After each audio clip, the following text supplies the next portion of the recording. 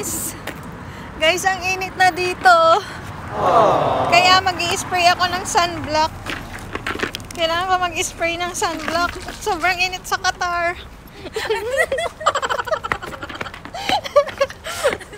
Sobrang init sa Qatar, guys. Kailangan ko ng sunblock.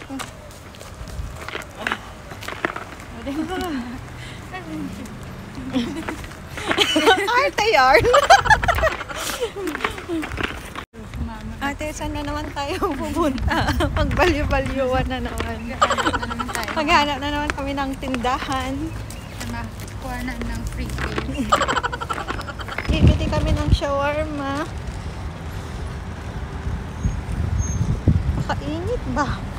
Grabe na yun. 5 na yan, ha? So, bibili kami ng shawarma here.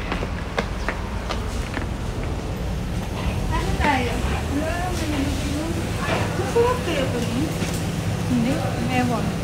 Ito yung binibenta natin, di ba? Bro? Ayun si bro. Shawarma?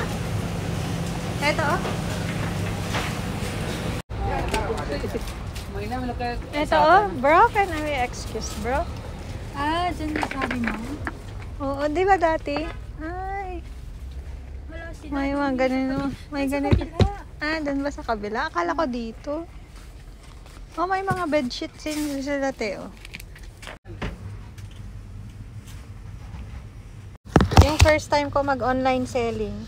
So, guys, eto pala. Eto yung bestseller namin. Yung Lexi. Kami pang gripo. Ano pa ba ang mga hinahanap nyo? Marami dito. May socks din. 9 reals lang. Magpa-practice na ako mag-online selling. Baka magbenta na ako. May ballpen dito. May mga ballpen dito. Gusto nyo toothpick, Oh. guys.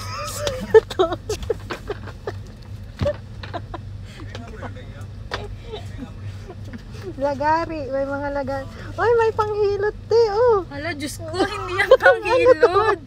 Oh. Ang sakit nito ng katawan Ano mo. to? Lukukan. Ba't may ganito sila?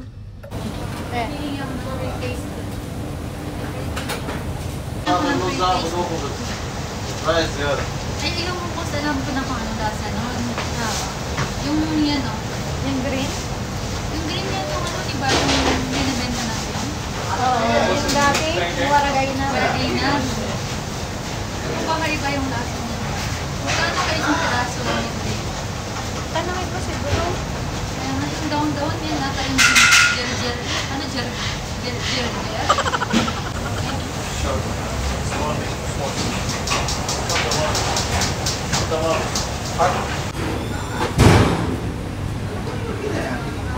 Ika lang free taste lang sa kanila. Titikman, pero $1 isa, pero free taste lang.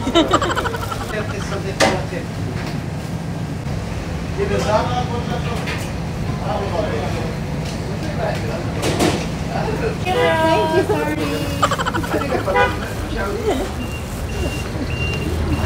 Yung bag ko! May bag!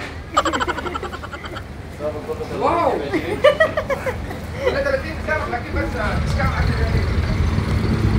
Nagbalang din niya, pero Naiwan pati yung bag. lalahanin mo nga, hindi tayo mabubuhay na hindi kumakain. Kaya nga. Bro, I can order. Isang mapait nga na avocado, bro. Ayun. Sabi mo sa kanya, hindi mapait. Binigyan ka rin ng mapait. Mapait na sobra binigay sa'yo. Talaga si bro.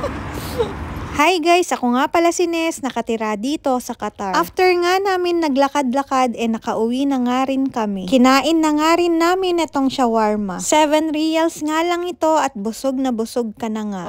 Hindi na nga rin kami kumain dyan ng kanin. Namiss ko nga rin kumain ito at hindi nga ako nakatikim ng shawarma sa Pilipinas. Ang dami ko nga gustong tikman na mga pagkain sa Pilipinas, kaso nga lang pag uwi nga namin hindi ko na nga naalala.